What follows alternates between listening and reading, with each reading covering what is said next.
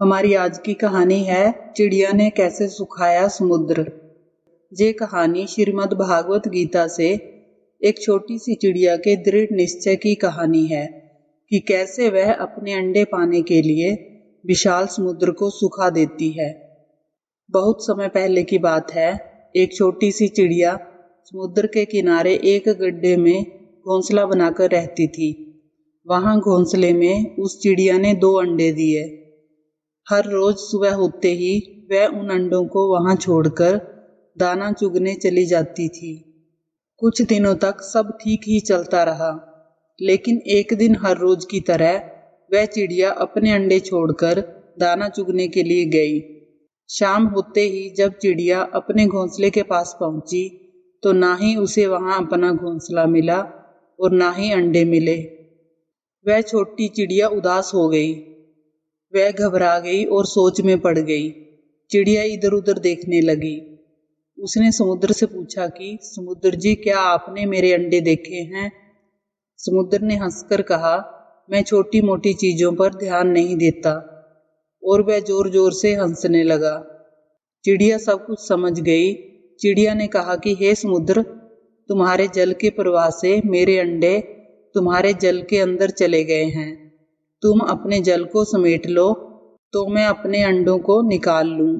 समुद्र ने कहा, ऐसा नहीं हो सकता। चिड़िया ने कहा कि अगर तुमने मेरे अंडे वापस नहीं किए तो मैं तुम्हारा सारा जल सुखा दूंगी।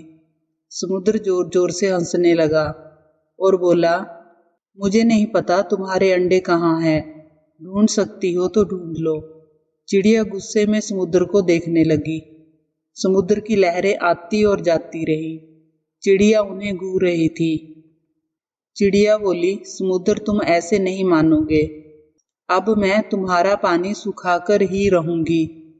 वह छोटी चिड़िया अपनी छोटी सी चोंच में समुद्र से पानी लाती और उस पानी को समुद्र से दूर ले जाकर गिराती। इस तरह करते करते उसे सुबह से शाम हो गई। ऐसा 4-5 दिन तक चलता रहा। 4-5 दिन में चिड़िया ने कुछ नहीं खाया, जिससे वह बहुत कमजोर पड़ गई। कुछ पक्षी चिड़िया को यह कार्य करते हुए देख रहे थे। वह पक्षी चिड़िया के पास आए और उससे ये कार्य करने का कारण पूछा। चिड़िया तो गुस्से में थी, इसलिए कुछ नहीं बोली। बस अपनी चोंच में समुद्र से पानी लेती और समुद्र से दूर ले जाकर डाल देती। पक्षियों के बार बार पूछने पर चिड़िया ने सारी बात उन पक्षियों को बताई। उसकी बात सुनकर पक्षियों ने चिड़िया को बहुत समझाया कि वह ऐसा ना करे, लेकिन चिड़िया का दृढ़ निश्चय टल ना सका। चिड़िया ने कहा कि आप लोगों को अगर मेरी मदद करनी है तो ठीक है, नहीं तो मुझे अपना कार्य करने दो।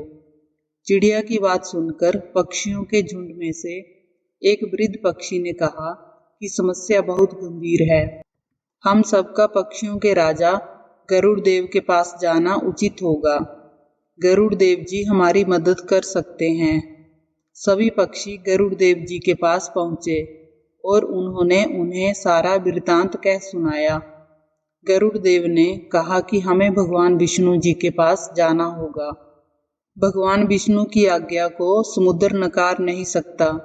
गरुड़ देव भगवान श्री हरि विष्णु के पास गए और भगवान से कहा, हे हरि विष्णु, हे प्रभु, पृथ्वी पर एक नन्ही चिड़िया है जिसके अंडे समुद्र की लहरों के कारण समुद्र के जल में समाहित हो गए हैं। उस छोटी सी चिड़िया ने दृढ़ निश्चय किया है कि वह अपने अंडों को प्राप्त करने के लिए समुद्र के जल को सुखा देगी, जो कदापि संभव नहीं है। प्रभु, आप भी जानते हैं कि एक माँ के अंदर अपने बच्चों के प्रति अनंत ममता होती है। हे प्रभु, अगर समुद्र ने उसके अंडे वापस नहीं किए तो एक माँ के अंतर्मन को ठेस पहुंचेगी। वह निरपराध है।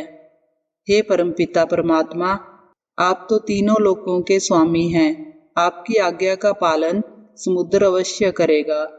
भगवान विष्णु ने जब ये सारी बात गरुड़ देव जी से सुनी तो वह चिड़िया के दृढ़ निश्चय के बारे में सुनकर बहुत प्रसन्न हुए। और उन सभी के साथ समुद्र तट पर पहुंचे। भगवान विष्णु ने देखा कि चिड़िया निरंतर अपने कार्य में लगी है। उसके दृढ़ निश्चय को देखकर और प्रसन्न होकर भगवान विष्णु ने समुद्र को कहा कि समुद्र, तुम्हारे जल में एक निरपराध चिड़िया के अंडे समाहित हो गए हैं, जिसके कारण एक मां को ठेस पहुंची है। इसलिए मैं तुम्हें आदेश देता हूं कि पीछे हटकर चिड़िया को उसके अंडे वापस लौटा दो। तुम अपने जल को समेट लो ताकि इस चिड़िया के अंडे उसको वापस मिल सकें। समुद्र ने भगवान विष्णु को प्रणाम किया और उनकी आज्ञा के अनुसार समुद्र पीछे हट गया, जिससे चिड़िया के अंडे उसे वापस मिल गए और वह इठलाते हुए बोली कि देखा, मैंने कर दिखाया। इस प्रकार एक मां की ममता और उसके दृढ़ निश्चय की जीत हुई। इस संसार में कोई भी कार्य छोटा या बड़ा नहीं होता। यदि दृढ़ निश्चय कर लें तो कोई भी कार्य ईश्वर की मदद से पूर्ण हो जाता है। आपको ये कहानी अच्छी लगी हो तो वीडियो को लाइक करें, चैनल को सब्सक्राइब करें। धन्यवाद।